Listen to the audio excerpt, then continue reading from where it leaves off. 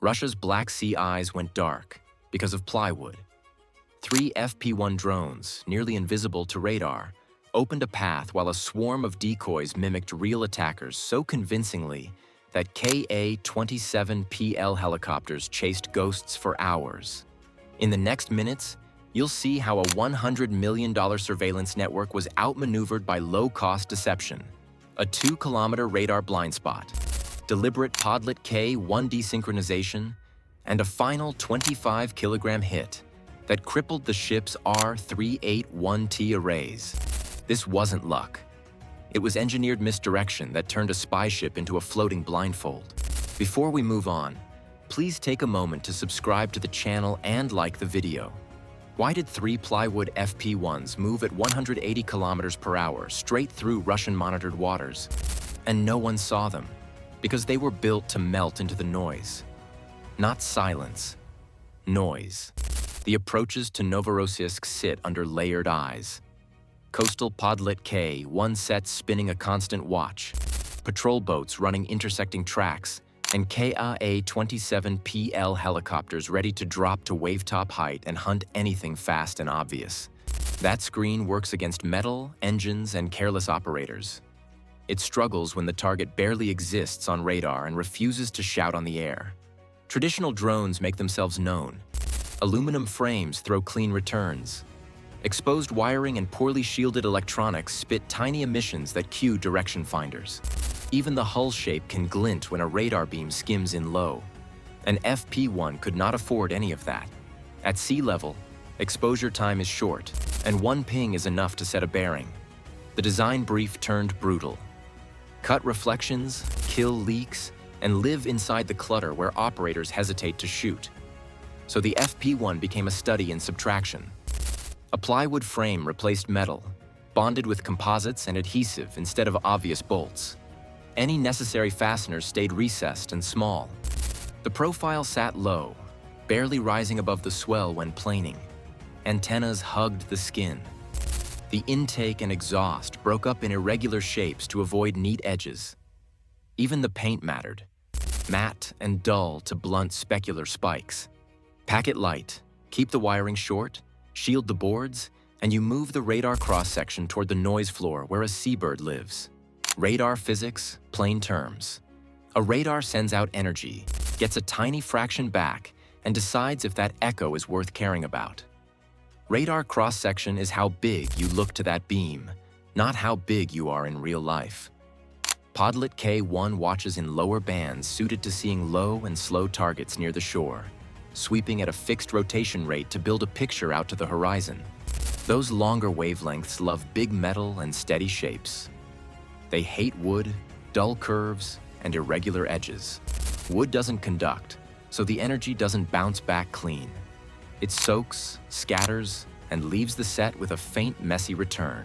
Think of the numbers, not as a lesson, but as a feel. A small bird throws a dot so faint an operator discards it unless it repeats in the same place. A light aircraft, even a tiny one, shows a clear, confident blob that persists across sweeps. Down at sea level, the shoreline throws reflections. Waves spike and fade, and every sweep paints a new mess. If your echo is the size of a gull and you ride within the clutter, you're a maybe. Most crews don't waste helicopters on maybes. Russian crews tried to close the holes. They desynchronized Podlet K-1 rotations along the coast to reduce the chance that 2 sets would sweep past a target at the same moment, which can leave micro-gaps. That stagger created a rhythm. The Ukrainians watched, logged the offsets, and found the beats where beams were between sectors. With fixed 10 RPM sweeps and the bends of the coastline, a slender 2-kilometer corridor opened and closed like a valve. Hit it at speed and you pass through before the next sweep comes around. That was the window. The FP-1 slid in low, wakes folding into whitecaps, radar returns lost in sea clutter and seabird specks. 1 corridor, 1 timing window, and 3 airframes that looked like nothing worth launching for. They crossed the line clean. And then, as those ghosts edged beyond the screen, Ukraine lit the opposite horizon with something louder than truth. Enough noise to pull every eye the wrong way while the real work closed in. How do fake attackers force helicopters 200 kilometers off target and leave a spy ship alone? By giving defenders exactly what they expect to see, at the exact moment they're primed to chase it. While the FP-1 slipped through the quiet corridor, a loud convoy came alive on the other side of the screen. Jet skis and swap meet hulls, skinned to look like fast movers on radar, lit up in a rough line pointing straight at the patrol zone. Operators saw speed, heading, and signatures that matched a known threat type, and doctrine did the rest. The decoy convoy wasn't fancy, it was convincing. Each craft carried a small control board and a battery-fed avionics box wired to spit telemetry bursts that mimicked Mira 5-5 traffic. The hulls wore thin sheets and foam shapes to push their radar return into the right envelope. Engines got hot fast, so crews added resistive heaters near exhaust points to bake an infrared glow that a helicopter flare camera would read as throttled gasoline motors. Even the wake mattered.